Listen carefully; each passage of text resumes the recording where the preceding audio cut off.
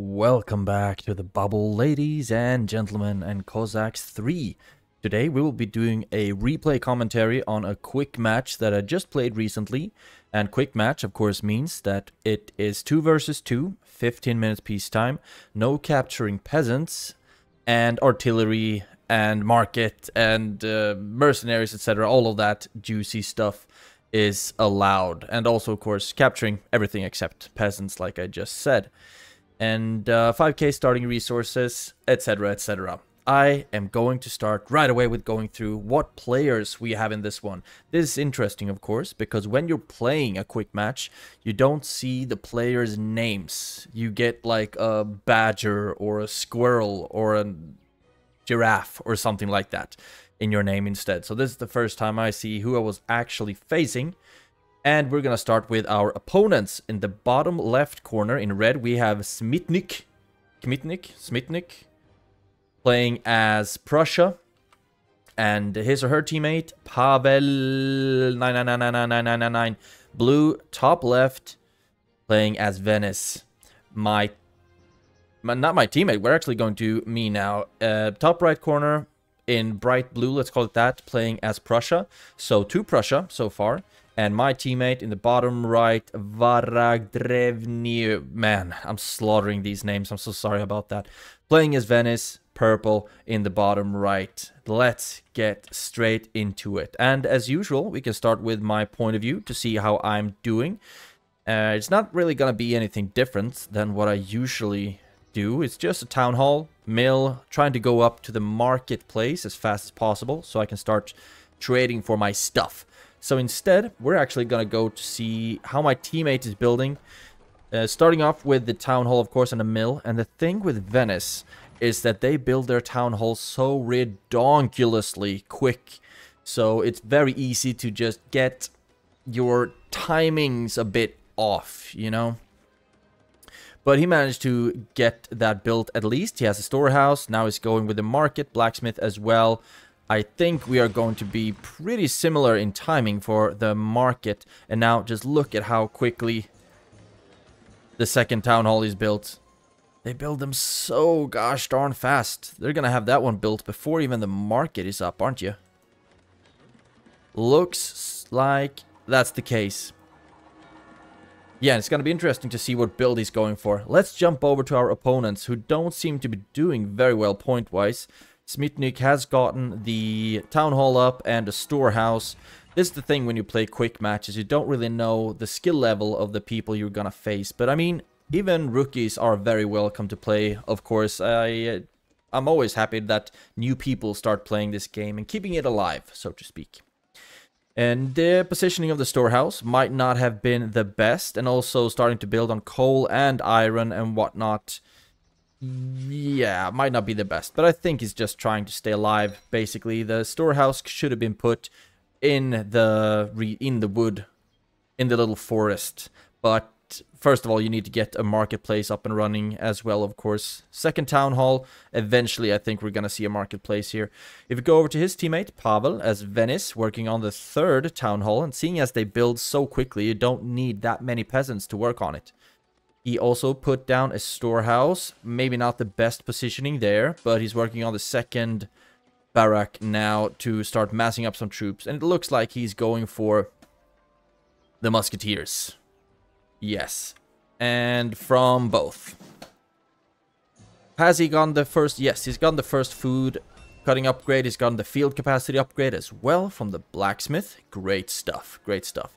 So now he's trying to scout out where the gold mines are, because that's of course the first resource, except for food, I guess, that you really need to take a look at. Don't really need to start sending peasants to stone right away. Just keep them on food and rather trade your resources for wood. But it looks like he's already traded a bunch of stuff but hasn't gotten the academy up and running yet.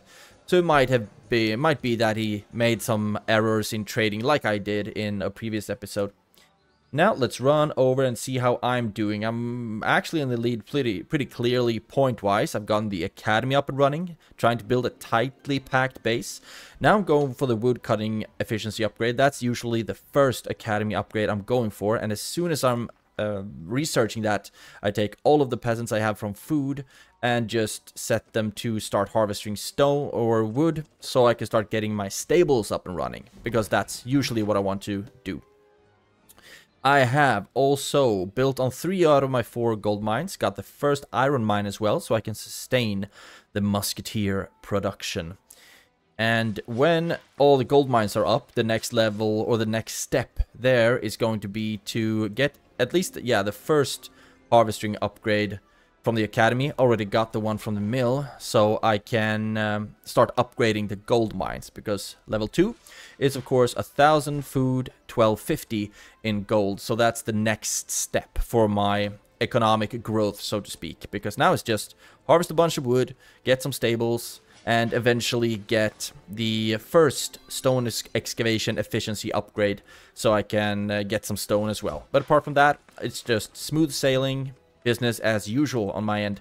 I also sent Musketeers down to start looking at what opponents I was facing and how they were doing. It looks like my Musketeer actually managed to come quite a bit, or come pretty far. But since the peacetime isn't up yet, we can't really capture anything. So he's just walking in, and potentially he's gonna get killed pretty soon. But I just wanted to see what they were doing, basically, how they were doing. And that works. Still, just chilling. Getting all that juicy. I mean, I could have put him right behind the mill or something. Then they wouldn't even have seen him. So we have 8 minutes left of peacetime. And right now I'm just working on all of my stables. Gonna start doing some dragoons pretty soon.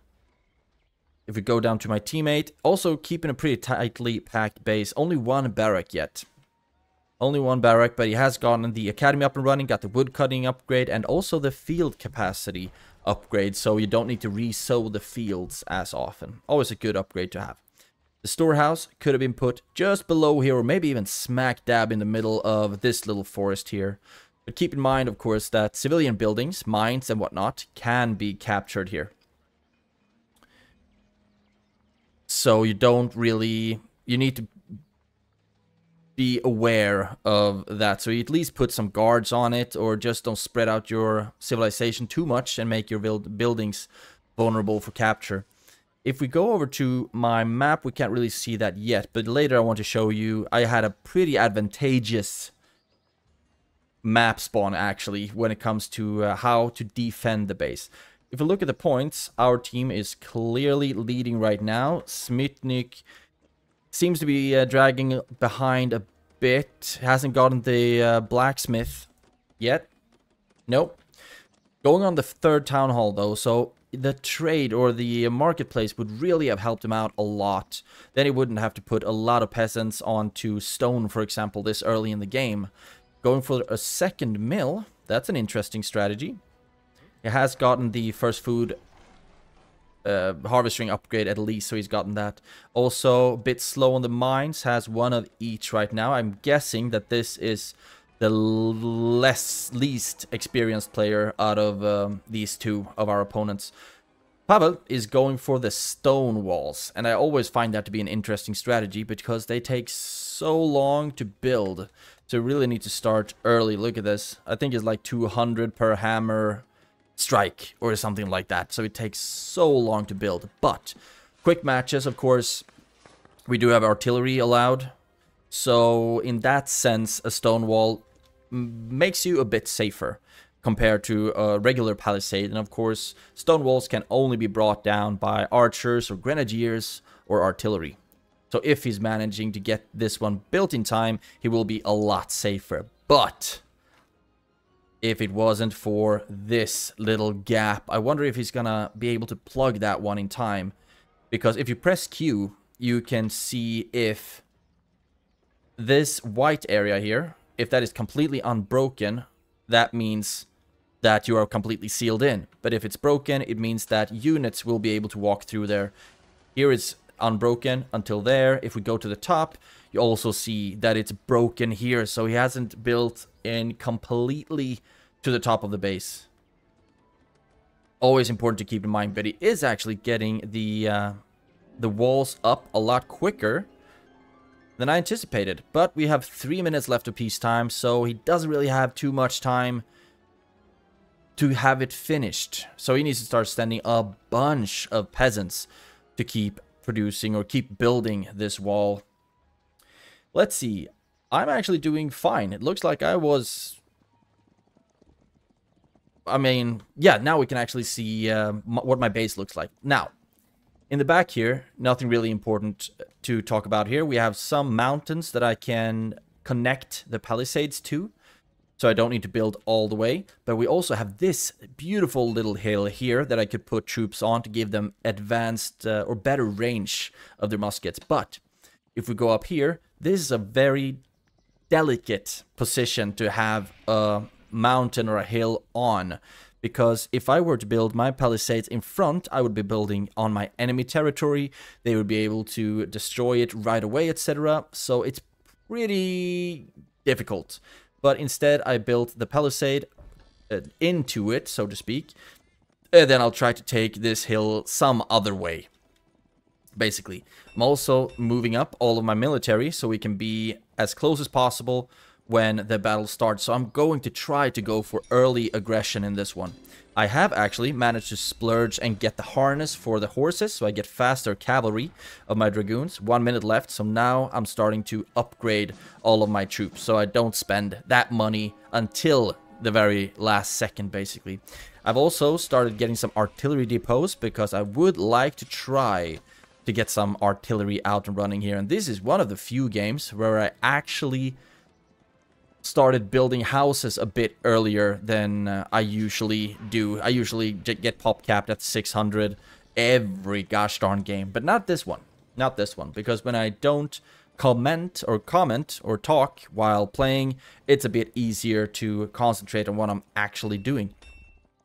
So there we go. I built a palisade, and now I want to move up and take this hill. So I will move up with basically all of my musketeers, all of my dragoons, just to make sure that we have this range advantage. I'm also going to take this opportunity to send the sick Cossacks out and see if we can do some early harassments on our adversary. And I recruited quite a bunch of them, 55 to be exact, so they can actually deal a little bit of damage. And especially, I'm going to hope that they will be able to capture some stuff. If we just quickly go to Pavel's view, he can see that my sick Cossacks are here and I'm moving up on this hill. And he hasn't been able to fill up the gap here in the palisade. And here he sees my Cossacks coming. And this is where I would start getting a bit nervous. Fortunately for me, the gate was actually opened as well. So unfortunately for Pavel, he wasn't really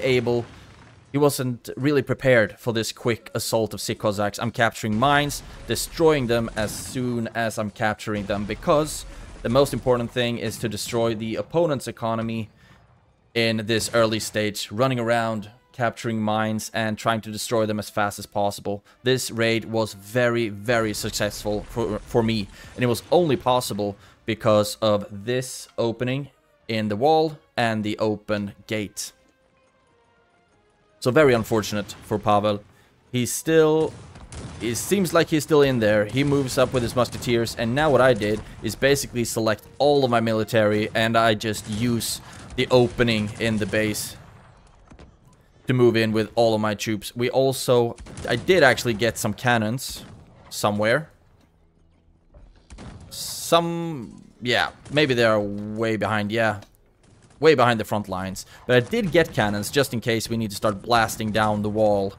But it looks like we will be able to make it through anyway, sending in all of my dragoons and all of my troops. But for some reason, they are not actually moving and shooting here, which is a bit of a problem that Cossacks faces sometimes. That soldiers don't really want to shoot, which hurts. But now they are, and they are quickly decimating the defense of Pavel's base. And there we have a mass suicide of the blue player, and also the buildings start getting destroyed now as well, and that is a clear sign for a GG on Pavel. So now it's just Smick against me and Varagdrevny, who is, by the way, moving out with his army, going with the same army composition as I am, with Dragoons and Roundshears and Musketeers. So now we will be going from 2 different directions on poor Smitnik's base. The problem is, I don't think any one of us are up to the 18th century yet. I might be there. Yeah, now I'm there. But I don't think any one of us are going to get the Montgolf here. So we'll just have to live with the fog of war for the rest of the game. I actually took this opportunity as well to keep the town halls that I captured and start building a little Venetian civilization up here to the northwest. And here comes the army of Varadrevny. I'm just going to call him purple player. And it doesn't look like red was prepared for this at all. A lot of peasants in a vulnerable position. The Reiters are doing their best to silence the Dragoons, but in comes the Roundshears, and from the north comes my army with a bunch of Dragoons. And this is probably going to be the end for the red player. Sending in the peasants as well, doing everything possible to just buy time, or just deal as much damage as possible. But soon, yeah, my Dragoons are in the city. We also got some Hussars, so he actually got to the 18th century and started making Hussars, but it was just too little, too late, I guess. And the peasants are going to get killed any second now. We have just moved into the base completely, and there's not really anything left. I'm thinking this was a GG from the red player, because the peasants aren't moving, buildings aren't destroyed, and this was it. So that was a very quick game. 21 minutes of game time, like I think 15, I guess, something like that in actual time. But the early aggression really worked out well for me. If it wasn't for the wall being opened, I think I would have a much harder time actually penetrating the base, as well as I did, of course, and destroyed mines and whatnot right away. And Smitnik did a decent job. I mean, he went up to the 18th century, etc. But there are just some basic things that he needs to learn about the game. So I hope he keeps playing and keep on learning and progressing. So that was it for this one. Thank you so much for watching. Have a great day and take care. I will see you in the next one.